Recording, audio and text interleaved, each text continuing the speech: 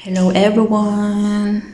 Ayan guys, pupunta tayo sa mosque para mag-pray po tayo yung prayer ng panggabi. Ayan. Kumbaga tinatawag nila sa Arabic is Tarawih. Night prayer during Ramadan. Ayan guys, every night ito after yung regular prayer ng Muslim sa gabi, eto na yung susunod. Ayan, may sumalubong sa akin dyan. Nagbigay sila ng hadiah na candy, mga bata. Ayan. Guys. Tuwang-tuwa sila nung pinigit. Tapos, ayan, may hahabol pa yata dyan sa banda na yan. Nagbigay ulit siya. Yung dami ng candy niya yan din yung bilang ng bata na nagbigay sa akin. Ayan siya.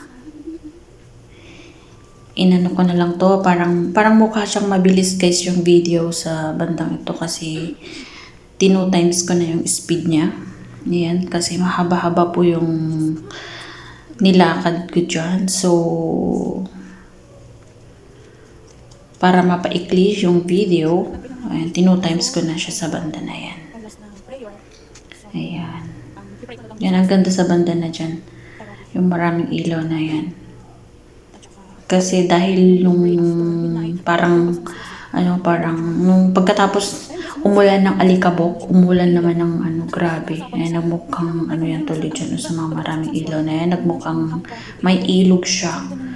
So, 10 days na ang nakakalipas guys, hindi pa rin humupa yung tubig niya. Andun pa rin siya. Para tuloy siya nagmukhang sa atin yung parang fish pan. Parang ganun.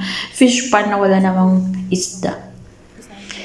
Ayan, malapit na ako dyan guys. Ayan, yan. Ito yung pinadaanan ko sa kaliwa. Ayan yung papasukan papunta dun sa mga lalaki. Pintuan ng mga lalaki papasok sa mosque.